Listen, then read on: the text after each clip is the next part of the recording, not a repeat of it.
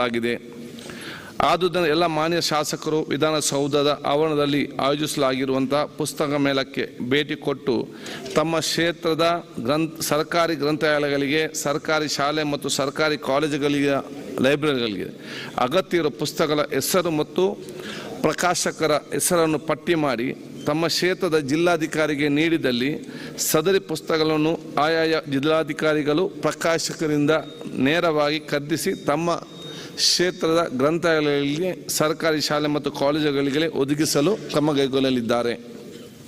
ಆದುದರಿಂದ ಎಲ್ಲ ಮಾನ್ಯ ಸದಸ್ಯಗಳು ತಮ್ಮ ಕ್ಷೇತ್ರದ ವಿದ್ಯಾರ್ಥಿಗಳ ಮತ್ತು ಯುವಕರ ಹಿತದೃಷ್ಟಿಯಿಂದ ಈ ಅವಕಾಶವನ್ನು ಸದುಪಯೋಗಪಡಿಸಿಕೊಳ್ಳಬೇಕೆಂದು ಈ ಮೂಲಕ ಕೇಳಿಕೊಳ್ಳುತ್ತೇನೆ. ನಾವು ಸರ್ಕಾರಿ ಶಾಲೆ ಕೊಡ್ತೇವಲ್ಲ, ತಮ್ಮ ಆದೇಶ ಪಾಲಿಸ್ತೇವೆ. ಜಿಲ್ಲಾಧಿಕಾರಿಗಳಿಗೆ ನಾವು ಕೊಟ್ಟು ಅವರಿಂದ ಕೊಡಿಸೋದಕ್ಕಿಂತ ನಾವು ಹೋಗಿ ಸರ್ಕಾರಿ ಶಾಲೆಗೆ ಕೊಡ್ತೇವಲ್ಲ. ಅಲ್ಲ, ಈಗ ಈ ತಾವಿವತ್ತು ಎಲ್ಲಿ ಯಾಕಂತ ಹೇಳಿದರೆ ಎಲ್ಲ ಬುಕ್ ಸ್ಟಾಲ್ಸ್ 151 ಬುಕ್ ಸ್ಟಾಲ್ಸ್ ಇದೆ. ಅಲ್ಲಿ ತಾವು ಹೋಗಿ ಸರ್ಕಾರಿ ಕಾಲೇಜುಗಳಿಗೆ, ಯಾಕೆ ಉದಾಹರಣೆಗೆ ನನ್ನ ಒಂದು ಡಿಗ್ರಿ ಕಾಲೇಜ್ ಇದೆ, ಅಲ್ಲಿ ನಾವು ಲೈಬ್ರರಿಗೆ ನಾವು ಸೀಮಿತವಾದ ಪುಸ್ತಕವನ್ನು ಕೊಡ್ತೇವೆ, ಕೂತ್ಕೊಳ್ಳಿ. ಆದರೆ ಅಲ್ಲೇ ಗ್ರಾಮೀಣ ವಿದ್ಯಾರ್ಥಿಗಳಿಗೆ IAS ಕಲಿಬೇಕು, KS ಕಲಿಬೇಕು, ಇದರ ಬಗ್ಗೆ ಮಾಹಿತಿ ಬೇಕಂತ ಹೇಳಿದರೆ ಆ ಪುಸ್ತಕಗಳಲ್ಲಿ ಇರುವುದಿಲ್ಲ. ಅಲ್ಲಿ ಸಿಕ್ಕದಂಥ ಪುಸ್ತಕ ಇಲ್ಲಿ ನಿಮಗೆ ತೆಗೆದುಕೊಳ್ಳಿ ಅವಕಾಶ ಇದೆ. ಅದನ್ನು ಯಾಕೆಂದರೆ ಇಲ್ಲಿ ಬಂದು ನೀವು ಇಲ್ಲಿ ಖರೀದಿಸಿ ಇಲ್ಲಿ ಹೊತ್ತುಕೊಂಡು ಹೋಗಿ ಅಲ್ಲಿ ಕೊಡಲಿಕ್ಕೆ ಆಗೋದಿಲ್ಲ. ಯಾವ ಪುಸ್ತಕ ನೀವು ಇಡೀ ವಿಸಿಟ್ ಮಾಡಿದಾಗ ನಿಮ್ಗೆ ಯಾವುದಾದ್ರು ಪುಸ್ತಕ ಯಾವುದು ಕೂಡ ಇಷ್ಟವಾದಲ್ಲಿ ಅದು ಈ ಕಾಲೇಜಿಗೆ, ಈ ವಿದ್ಯಾರ್ಥಿಗಳಿಗೆ ಮುಟ್ಟಿಸಬೇಕಂತ ಹೇಳಿದರೆ ಅದನ್ನು ತಾವು ಇವತ್ತಿಲ್ಲಿ ನೋಟ್ ಮಾಡಿದರೆ. ಹಿಂದಿನ ಸಾರಿನೂ ಕೂಡ ಹೀಗೆ ಮಾಡಿತ್ತು. ನಾವು ಪುಸ್ತಕಗಳನ್ನು ಗುರುತಿಸಿದ್ವಿ, ಅವರಿಗೆ ಹೇಳಿದ್ವಿ ಸ್ಟಾಲ್ನವರಿಗೆ, ನನ್ನ ಇಂತಿಂಥ ಶಾಲೆಗಳಿಗೆ ಕಳಿಸ್ಕೊಡಿ ಇಷ್ಟು ಅಮೌಂಟಿಂದು ಅಂತ. ಹೌದು, ಅದರದ್ದು ಬಿಲ್ಲನ್ನು DC ಕಳಿಸ್ತಾರೆ. ಅದೇ ಸಿಸ್ಟಮ್, ಅದೇ ಅಷ್ಟೇ. ಅಧ್ಯಕ್ಷ, ಈಗ ನೇರವಾಗಿ ಪುಸ್ತಕಗಳು ಇದಕ್ಕೆ ಹೋಗ್ಲಿ. ಅಧ್ಯಕ್ಷ, ಈಗ ನಮ್ಮ ಶಾಸಕರ ಸನ್ಮಾನ್ಯ ಅಧ್ಯಕ್ಷರೇ, ಇದು ಒಳ್ಳೆಯ ಯೋಜನೆ.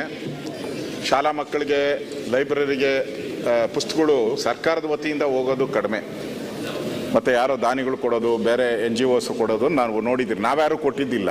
ಒಳ್ಳೆಯ ಯೋಜನೆ. ಆದರೆ ಸರ್ಕಾರ ಯಾಕೆ ಕಂಜೂಸ್ತನ ಮಾಡ್ತಾ ಇದೆ? ನಮ್ಗೆ ಕೊಟ್ಟಿರೋ 2 ಕೋಟಿ ಅಭಿವೃದ್ಧಿಗೆ ಕೊಟ್ಟಿರೋದು. ಅದನ್ನು ಇವಾಗ ಬಡ್ಜೆಟ್ ಅನೌನ್ಸ್ ಮಾಡುವಾಗ ನಮ್ಗೆ ಅಭಿಮಾನ ಇದೆ, ಕನ್ನಡದ ಬಗ್ಗೆ ಅಭಿಮಾನ ಇದೆ, ಪುಸ್ತಕದ ಬಗ್ಗೆ ಅಭಿಮಾನ ಇದೆ. ಅಭಿಮಾನ ಇದ್ದರೆ ಈ ಸರ್ಕಾರಕ್ಕೆ, ಮತ್ತು ಸರ್ಕಾರ ಏನು ಪಾಪರ್ ಆಗಿಲ್ಲ ಅಂದರೆ ಎಕ್ಸ್ಟ್ರಾ ಕೊಡ್ಲಿ, ಒಳ್ಳೇದಲ್ವಾ? ಅವಾಗ ಸರ್ಕಾರ ಕಾಳಜಿ ಇದೆ ಅಂತ ಅರ್ಥ ಆಗ್ತೈತೆ.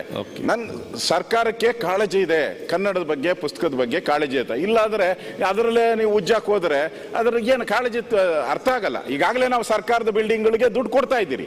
2 ಕೋಟಿಯಲ್ಲಿ ಸರ್ಕಾರದ ಬಿಲ್ಡಿಂಗ್ಗಳಿಗೆ ದುಡ್ಡು ಕೊಡ್ತಾ ಇದ್ದೀರಿ ನಾವು. ಅದರಲ್ಲೇ ನೀವು ಡಿಸ್ಕೌಂಟ್ ಹೊಡಿತೀರಲ್ಲ.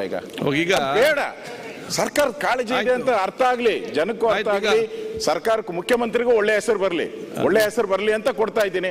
ಬೇಡ ಅಂದ್ರೆ ಬೇಡ, ನಮ್ಮ ಅದರಲ್ಲಿ ಡಿಸ್ಕೌಂಟ್ ಮಾಡಬೇಡಿ, ನಮ್ಮ ಬಡ್ಜೆಟ್ ಅನೌನ್ಸ್ ಮಾಡೋದ್ರಲ್ಲಿ ಕೊಡಿ ಅನ್ನೋದು ನಮ್ಮ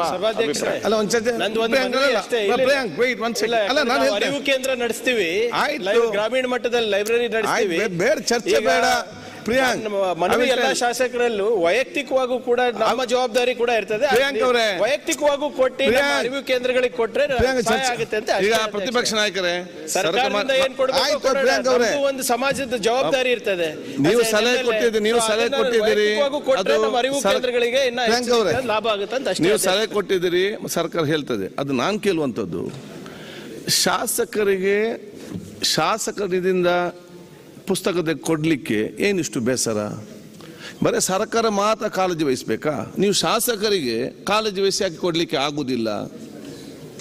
ನೀವು ಕೊಡ್ಬೋದು. ನೀವು ಬರೀ ಒಂದು ಕಾಂಕ್ರೀಟ್ ಲೈಟ್ ಪೈಪ್ ಹಾಕುವ ಬದಲು 2 ಲಕ್ಷ ರೂಪಾಯಿ ನಿಮ್ಮ ಶಾಸಕರಿಂದ ಕೊಟ್ಟರೆ ನಿಮ್ಗೇನು ಲಾಸ್ ಆಗ್ತದೆ? ಅದಷ್ಟು ಬೇಜಾರಿಲ್ಲ, ಬೇಜಾರಿಲ್ಲ. ನಾವು ನಮ್ಮ ಅಭಿವೃದ್ಧಿ ಹಣ ಇರ್ತದಲ್ಲ, ಕಾರ್ಪೊರೇಷನ್ ಕೊಡೋ ಅಭಿವೃದ್ಧಿ ಅಲ್ಲ, ಪುಸ್ತಕ ಕೊಡೋದು. ದುಡ್ಡು ಕೊಟ್ಟಿದ್ದೀನಿ ನಾನು. 5 ಕೋಟಿ ರೋಡ್ ಮಾಡೋ ದುಡ್ಡನ್ನ ನಾನು ಶಾಲೆ ಕಟ್ಟಕ್ಕೆ ದುಡ್ಡು ಕೊಟ್ಟಿದ್ದೀನಿ. ಅದರದಲ್ಲ ಪ್ರಶ್ನೆ. ಇಲ್ಲಿ ಶಾಸಕರ ನಿಧಿ ಅಂತ ಮೊದಲೇ ನೀವು ಡೈರೆಕ್ಷನ್ ಕೊಟ್ಬಿಟ್ಟಿದ್ದೀರಾ. ಒಂದೇ ನಿಮಿಷ ಅಲ್ಲಲ್ಲ, ಶಾಸಕರ ನಿಧಿ ಅನ್ನೋದಕ್ಕೆ ಒಂದು ಗೈಡ್ಲೈನ್ಸ್ ಎಲ್ಲ ಕೊಟ್ಬಿಟ್ಟಿದ್ದೀರಾ, ನೀವೇ ಆದೇಶನೂ ಮಾಡ್ಬಿಟ್ಟಿದ್ದೀರಾ. ಅದನ್ನ ಪರಿವರ್ತನೆ ಯಾಕೆ ಮಾಡ್ತೀರಾ? ಅದ್ರ ಪಾಡಿಗೆ ಅದಿರ್ಲಿ, ಕೊಡಿ ಎಕ್ಸ್ಟ್ರಾ. ಹೆಂಗು ಬಡ್ಜೆಟ್ ಅನೌನ್ಸ್ ಮಾಡ್ತಾ ಇದ್ದಾರೆ, ಕೊಡಿ.